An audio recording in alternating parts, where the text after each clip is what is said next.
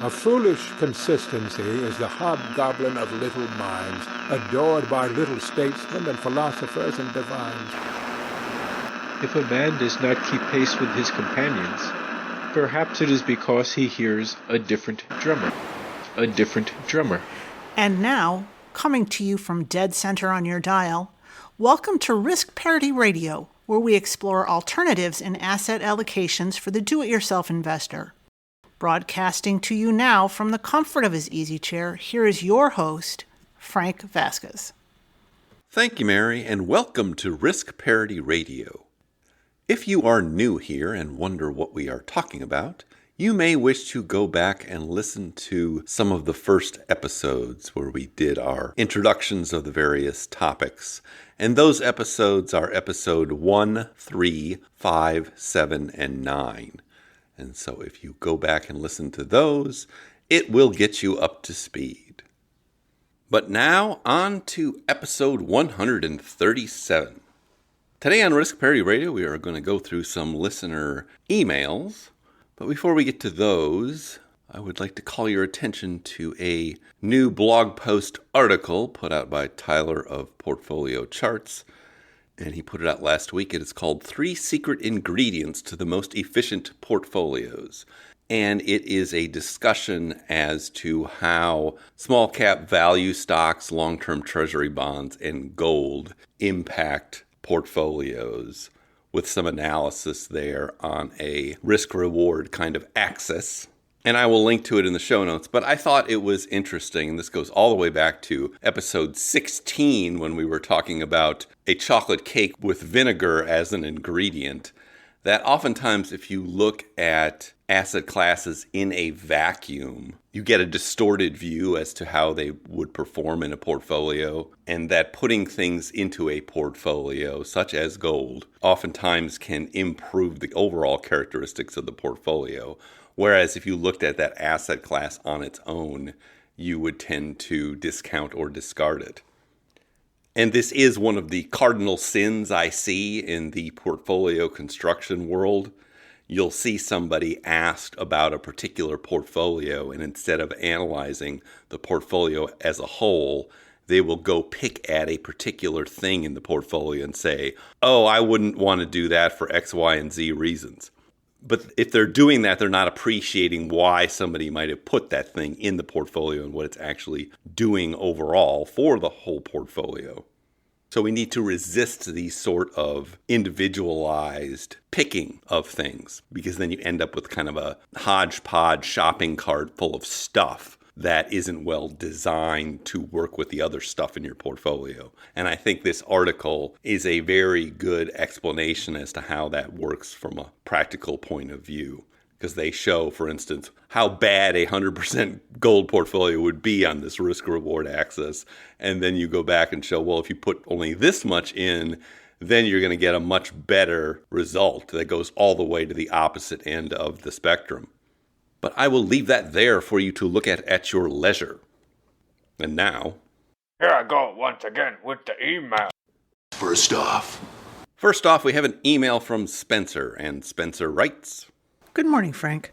My name is Spencer, and I'm a gigantic fan of your podcast. I heard you on Choose FI last year, and it was exactly the type of analysis I was looking for but couldn't find. So my question is regarding a book I read that we will not name in this podcast. The author also has a website. I'll do my best to summarize the principles laid out in the book. First off, it's a monthly rotating investment strategy which utilizes A, one of 4 separate index fund ETFs, and B, one of 2 separate bond holdings. Here are the assets from which you choose. Equities, 1, QQQ, 2, SPY, 3, IWM, 4, MDY. Bonds, 1, TLT, and 2, JNK. His theory is this: utilizing a 3-month look-back period, whichever one of the 4 equity ETFs that has performed best, you allocate 60% of your portfolio. Similarly, utilizing a 3-month look-back period, whichever of the 2 bond holdings has performed best, you allocate 40% of your portfolio. with one caveat. In the event that during the 3-month look-back period, all 4 of the equity ETFs have underperformed SHY, which I believe is a short-term bond fund, you hold 60% SHY for that month. He refers to this as the cash trigger. This method initially seemed appealing to me because he does appear to utilize risk parity principles. The author's claim is that during the backtest period, this portfolio has outperformed the S&P 500 while significantly reducing volatility. The general idea is that this portfolio should perpetually generate 12% returns while reducing volatility. The only weakness I can see is that he's only backtested this method from 2007 forward. I actually held a small experimental portfolio utilizing his methods. However, deep down in my gut, I knew this was most likely a crystal ball type forecasting method, so I switched this experimental portfolio to 50% VIOV and 50% VUG. My question for you is this. Please use your risk parity expertise to poke holes in this form of investing, as I suspect it will not perform as advertised. It looks like he may be changing the way he's evaluating hypothetical past performance of this portfolio, but I can't be certain. Bonus tip, he also advertises a similar but more aggressive investment portfolio called American Muscle that touts super high returns. It utilizes single stocks as part of the portfolio in addition to index funds and the 2 bond holdings. I used to pay $8 a month for this portfolio, so sue me, to run a separate, smaller experimental portfolio. However, I have recently terminated that one as well and switched to a 60-40 portfolio utilizing UPRO and TMF with quarterly rebalancing. By the way, love the drops. I went back and re-watched Napoleon Dynamite recently after hearing so many first-offs and bow to your senseis. The drops are incredibly effective when juxtaposed with your podcasting style. Thanks for the wonderful information. I cannot get enough of it. Well, first of all, you'll note that we edited out the actual names of this person, book, and their website. Because although I don't mind talking about these things, I do not want to inadvertently promote something like this. You need somebody watching your back at all times. Believe it or not, this is actually worth kind of a mini rant. I want you to be nice until it's time to not be nice.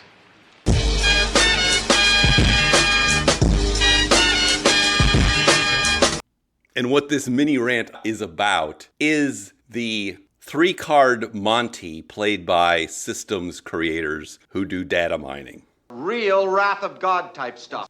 Now, first of all, what is data mining or data mining? That is the process whereby you look at a past set of data and then you construct a bunch of rules that will optimize for that particular set of data.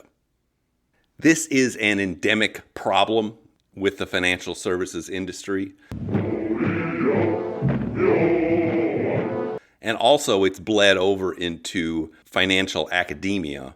If you listen to the Rational Reminder podcast with Ben Felix, they often talk about this, that a lot of the financial papers that are written now are people who are trying to replicate what Fama and French did when they discovered that small cap value stocks, the small cap component and the value component, tended to give better returns over time.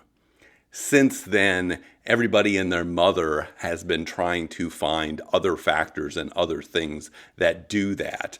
But typically the way they do it is they look at a specific set of data that a specific parameter works for, but it only really works for that set of data. So almost all attempts to come up with a lot of different factors like small cap value that are significantly better over time have been failures. Everyone in this room is now dumber for having listened to it. Now, as to what this author is doing is even more of the carnival barker-like atmosphere. Danger, Will Robinson, danger! And what's going on here is it's a system creator. And people have been creating little systems, oftentimes to trade futures and options, going all the way back to the 1980s. I could read books about this where people would come out with these systems. Well, you buy here and you sell here and you follow this pattern and that will lead you to the road of riches. And they're always based on some kind of back testing and figuring out, well, this set of rules for this set of data worked in the past. The trouble is that's no guarantee it's going to work in the future. Danger! In fact, the more factors you put into this, the less likely it is to work in the future. And that is a consequence of something called the bias variance dilemma, which we have talked about in several earlier episodes. It's a statistical phenomena that if you're looking at a past set of data and trying to pick factors that will work well in the future, you are better off picking fewer of them. The fewer that you pick, the more simple your portfolio is, the more likely it is to repeat past successes. The more rules you stick in there, the less likely it is going to work in the future. That was weird, wild stuff. I did not know that. So this thing looks like this guy took some basic funds, did some back testing with data, came up with this, said, oh, look how well this worked in the past. Now let me see if I can sell it to people Always be closing. who might think it might work in the future. Always be closing. And so that's what he's doing. Am I right or am I right or am I right? Right. The fact that he was only charging $8 a month for that other portfolio shows how terrible it probably is, because if it was a great system, you wouldn't tell it or show it to anybody. You would use it yourself and make a lot more money that way. Yeah, baby, yeah!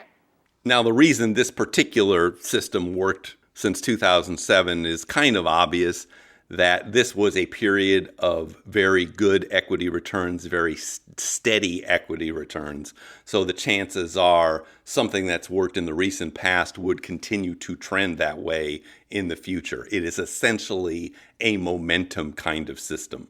Look and see what's the hot thing now and jump into that. Do I feel lucky?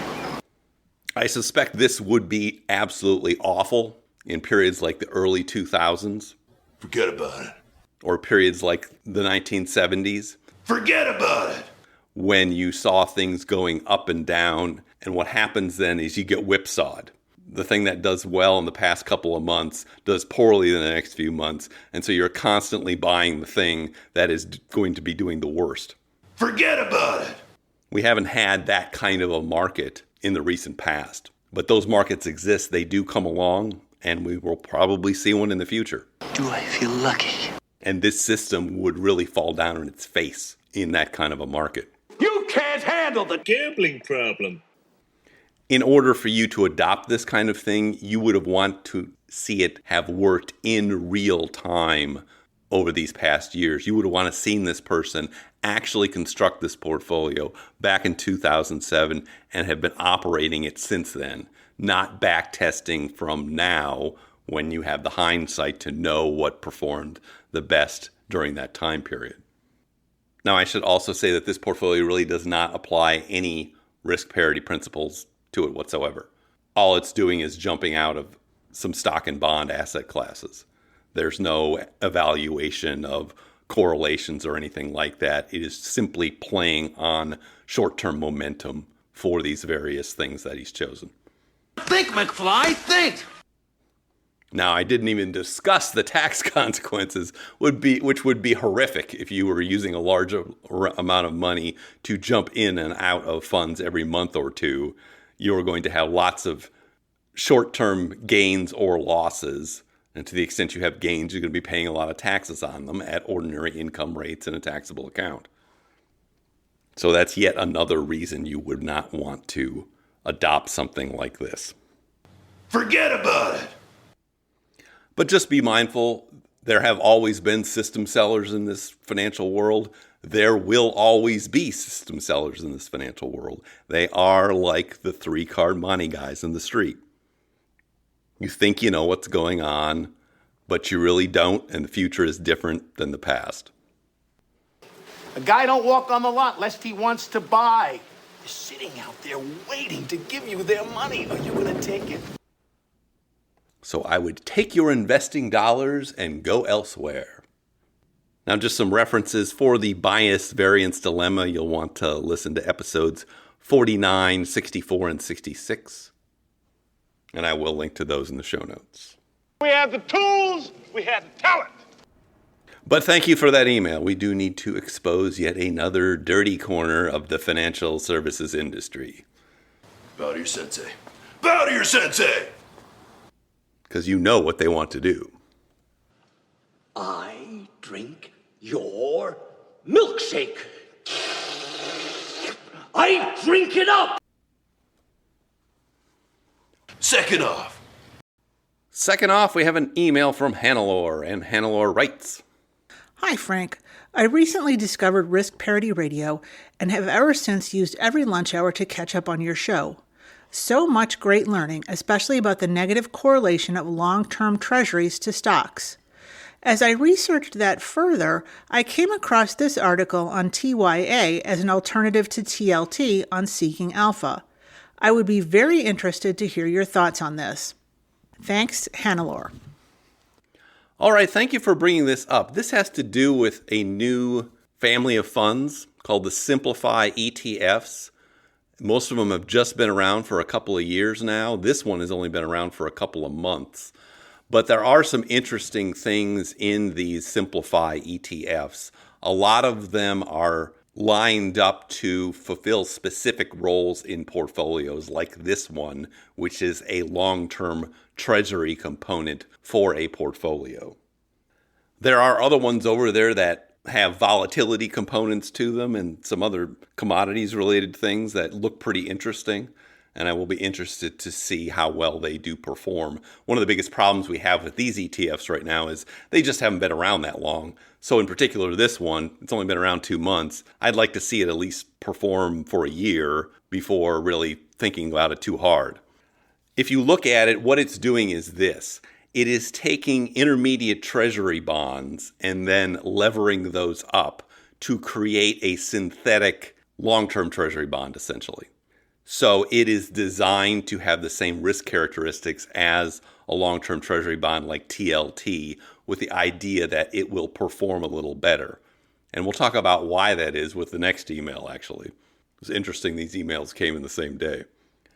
But that is what this article speaks to that you found, and I will link to this in the show notes. The idea there is that intermediate term treasury bonds are actually a little bit underbought when compared to long-term treasury bonds. So you're essentially getting a better deal if you can use intermediate treasury bonds. The problem being is they don't have the same characteristics as long-term treasury bonds in terms of the negative correlation and diversification from stocks. So the way to get around that is to lever them up. The idea is it should be a little bit better. Now, as I mentioned, this fund, TYA, had not been around that long. However, I did find another fund, TYD, which has been around longer, and that is a 3 times leveraged intermediate treasury bond fund. It is actually in the same family with TMF, that leveraged long-term treasury bond fund we used. And I had not looked at this before simply because it has a expense ratio of 0.95, which is pretty high. So I would have thought that it would not perform as well as TLT in a portfolio with that kind of expense ratio. But I thought, well, let's go and run this in an actual portfolio. No, not by itself, but in an actual portfolio to see what it would have looked like and how it compared to TLT, at least for the period that it existed, which is since 2009. And so I ran this at Portfolio Visualizer. I will link to this in the show notes. But it did show that the portfolio, and I use a golden ratio style portfolio for each one with TYD and one with TLT in it. And it did show that the one with the TYD in it did perform a little bit better than the one with the TLT in it. It had a compounded annual growth rate over this period of 12.26 versus 11.62 for the one with TLT in it. Its worst year was a little bit better at -4 compared to -4.63. Its best year was a little bit better, 23.44 compared to 22.46. And its max drawdown was less compared to the one with the TLT in it. So its Sharpe ratio was 1.36 compared to the Sharpe ratio of the golden ratio with the TLT in it of 1.33 for this period going back to 2009. So assuming this new fund TYA, which only has an expense ratio of about 0.25 or 0.15 now while it's still new, performs like the TYD, it may be a good option. I think we should wait to see whether it does or not. It is based on their ability to manage some futures contracts and options contracts, but it could be a good option going forward, assuming that it performs as advertised. Another interesting and useful thing you could use it for, though, is also if you are tax loss harvesting out of TLT and need to buy something else, you could easily jump into this TYA as something that performs the same but is not exactly the same, so would not run afoul of a wash sale rule. So that's another thing that you could use this for. I think this is a good example of why I call this the golden age of investing. The Inquisition, what a show. The Inquisition, here we go. That we are seeing many more useful ETFs come online that are of specific kinds of assets that we might use or not use in a risk parity style portfolio. And since they are specifically designed to cover a specific asset class, that makes them very useful in terms of portfolio construction. And so as do-it-yourself investors, we are going to have a lot more options in the future in terms of being able to construct nice risk parity style portfolios with these things. So thank you very much for that email. Yes! And our next email comes from Keith. And Keith writes, Uncle Frank, I know you are familiar with Hedge Fundy's excellent adventure, which uses UPRO and TMF to create a leveraged stock and bond portfolio. Have you been reading about the modified version introduced by Boglehead's forum member Skier in Colorado? Skier proposes some compelling arguments for replacing long-term treasuries with a larger position in intermediate-term treasuries. The resulting portfolios have higher Sharpe ratios, so they have better returns, assuming they are levered up to the same risk level. The hypothesis is that leverage-constrained investors bid up the prices of high beta assets in a quest for better returns. That makes the lower beta assets a better deal per unit of risk. The inspiration for this comes from a paper titled Bet Against Beta. The Bogleheads who are discussing this idea are using futures contracts to lever up 5-year treasuries so that they have a volatility similar to your beloved TMF. I've gone one step further toward a risk parity portfolio using futures for stocks, bonds, and gold. Over the last 6 months, it has performed similarly to the models on Portfolio Visualizer. Futures might be beyond the scope of a podcast for DIY investors. It is real wrath of God stuff. Fire and brimstone coming down from the skies. Rivers and seas boiling. 40 years of darkness, earthquakes, volcanoes. The dead rising from the grave. I wouldn't want you to violate the simplicity principle, but I'm sure you will find the Bogleheads discussion very interesting.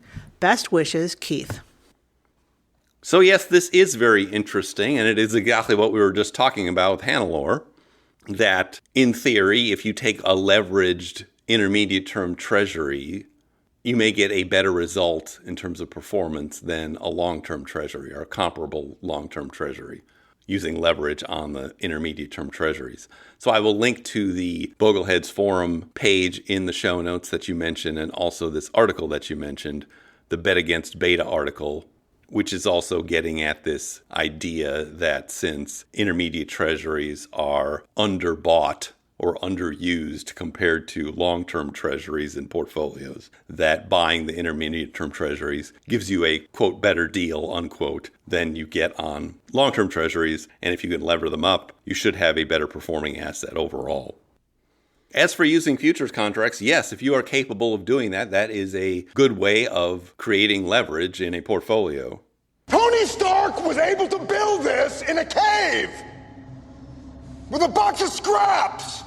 It does kind of go beyond what we talk about here in this podcast because it requires some advanced knowledge in terms of management and also in position sizing, which can be very difficult to figure out with options and futures if you're not familiar with them.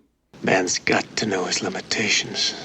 But I would anticipate that a portfolio composed of futures and options contracts, at least in the very liquid things like the total stock market or S&P 500, treasury bonds, and gold, is going to perform similarly to risk parity style portfolios composed of ETFs. And this is, in fact, what the hedge funds were trying to do when they originally constructed these risk parity style portfolios, to take something conservative, add leverage to it, and hopefully get a better risk reward performance than you would by simply investing in the stock market. And so thank you for that email. It's very interesting reading, and it demonstrates that there is more than one way to skin this cat and apply risk parity principles to these kinds of assets.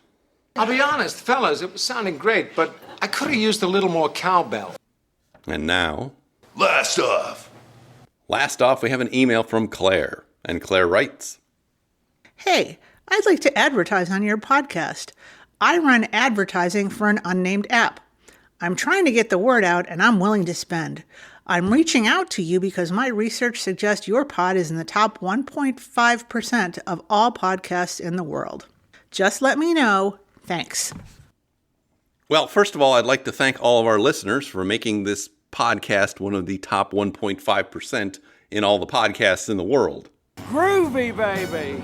I think that what that is actually saying is that the popularity of podcasts is a fractal construction arranged on a power law, such that you have most of the podcasts in the world down with only a few listens. And then as you get to the right, if you will, you see a few podcasts with hundreds of listens and even fewer with thousands of listens like this one. And then you get up to the really popular ones, which have millions of listens, and I'm sure they're in the top 0.1% when you get there. But in any event, I'm very grateful for all of you listeners. The best, Jerry. The best. As for advertising, Grade myself, huh? Homie, don't play that. no, it would just create a lot more work for me, and then I would feel compromised by whatever I was advertising. I don't think that's worth it at this stage. forget about it. So I will just stick to advertising our charity, the Father McKenna Center, which you can support by going to the support page for Risk Parity Radio, www.riskparityradio.com. Click on support. But thank you for the email anyway. It's nice to know how we're doing here. But now I see our signal is beginning to fade. We will pick up this weekend after Christmas with our weekly portfolio reviews of the 7 sample portfolios that you can find at www.riskparityradio.com on the portfolios page. And we'll probably also get through some more emails. If you have comments or questions for me, please send them to frank@riskparityradio.com. That email is frank@riskparityradio.com. Or you can go to the website, www.riskparityradio.com, and fill out the contact form, and I'll get your message that way. If you haven't had a chance to do it, please go to your podcast provider and subscribe, give it some stars, so on and so forth. That would be great. Okay. Thank you once again for tuning in. This is Frank Vasquez with Risk Parity Radio, signing off. No one can stop me. The Risk Parity Radio Show is hosted by Frank Vasquez. The content provided is for entertainment and informational purposes only and does not constitute financial, investment, tax, or legal advice. Please consult with your own advisors before taking any actions based on any information you have heard here, making sure to take into account your own personal circumstances.